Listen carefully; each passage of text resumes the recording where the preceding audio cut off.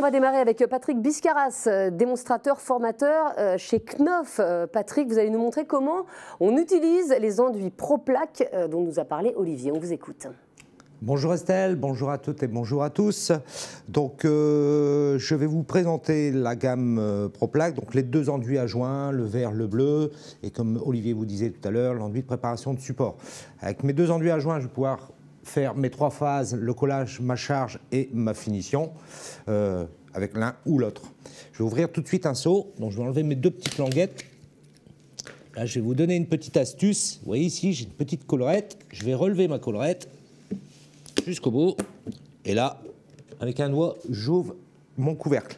Ça sera aussi beaucoup plus simple pour venir le refermer lorsque j'aurai fini de l'utiliser. Là, je vais le malaxer un petit coup. Pour les besoins, je le mets au sol. Balle de malaxage. Une fois, deux fois. Et je démarre.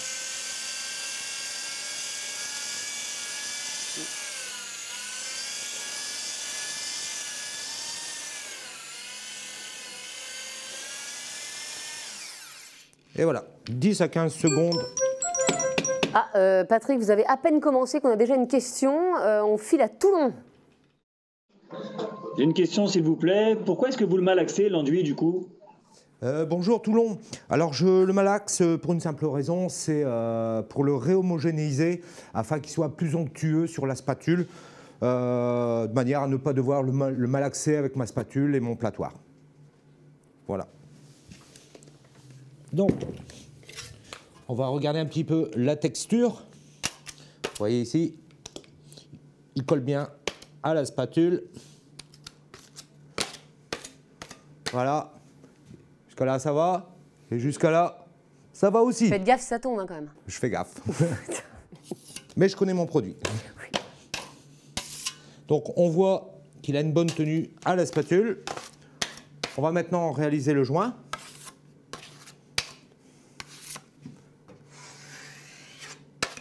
Là, on peut remarquer la glisse, excellente.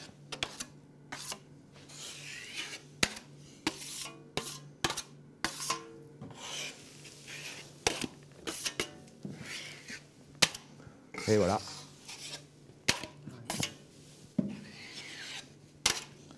Je vais maintenant poser ma bande. Donc voilà, je le mets bien dans le milieu du joint. Je l'attends un petit peu. Je reprends un petit peu d'enduit. Je vais serrer maintenant ma bande. Je prends un peu d'enduit, ça permet de graisser le papier. Et là, on peut remarquer que le papier se place plus facilement. Une question pour vous, Patrick. On va tout de suite à Senlis retrouver Olivier. Oui, une question de Ludovic, entreprise de la Chaux. Alors, je voudrais savoir combien de temps se conserve le produit une fois que le seau est ouvert. Bonne question. Bonjour Senlis. Alors le produit, si le seau est fermé, n'a pas été ouvert, vous le conservez 1 an à l'abri des fortes chaleurs et du gel. À partir du moment où il est ouvert, 1 mois. Donc voilà, j'ai serré ma bande. Donc, j'ai fait ma première phase. Ensuite, j'attends que ça sèche. Deuxième phase, troisième phase. Je peux utiliser l'enduit jusqu'à la fin. Ah, question encore, Patrick. On va retrouver Manon au Fayet. Oui, alors c'est Guillaume qui a une question. Oui, je voudrais savoir le temps de séchage du produit. Bonjour Manon, le temps de séchage, alors ça va varier de 12 à 48 heures, mais ça va être influencé par la température, la ventilation et l'hygrométrie. Donc voilà pour notre enduit à joint. On a pu remarquer donc ses qualités. Je vais maintenant ouvrir le ProPlaque surfaçage.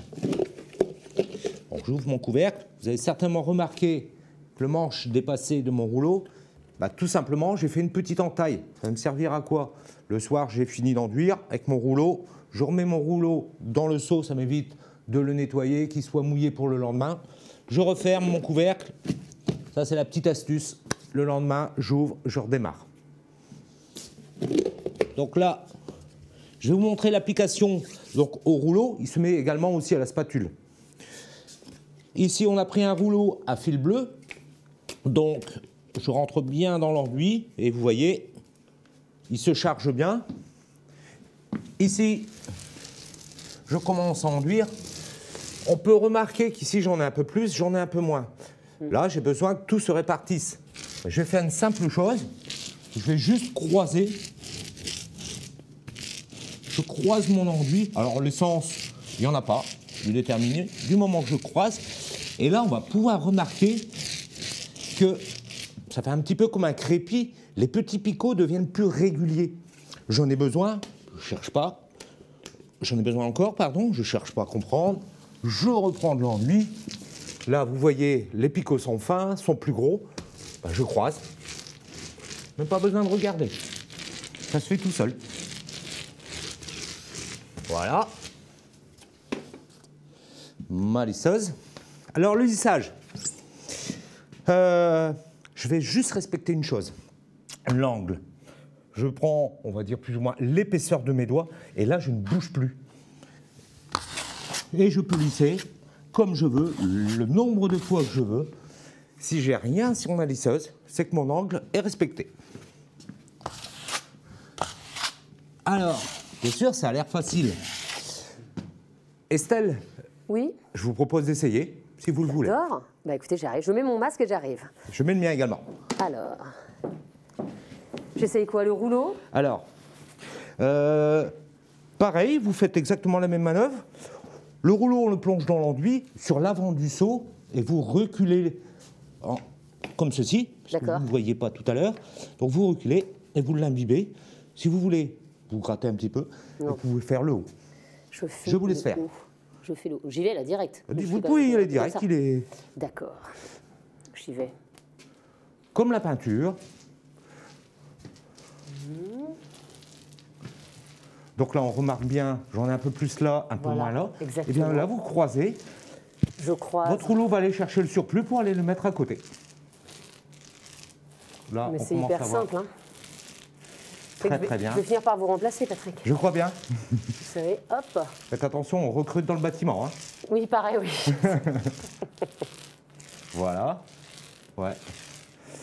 Alors, vous mettez une petite couche. Comme ça, on va montrer qu'on peut charger. D'accord. Et que l'enduit que vous avez déjà placé ne revient pas dans votre rouleau. Il reste sur le support. D'accord. Voilà. Ok. Hop. Et là, vous pouvez y aller. Attendez, j'ai un petit surplus. Je repasse au-dessus? Vous repassez dessus. D'accord. Et vous le croisez. Et ça va se faire tout seul. On pourrait presque dire que c'est magique. C'est hyper simple. Hein. Donc là, vous voyez, parce que vous aviez besoin d'une charge un peu plus importante, ben on voit qu'on peut le faire. Voilà, on va le lisser.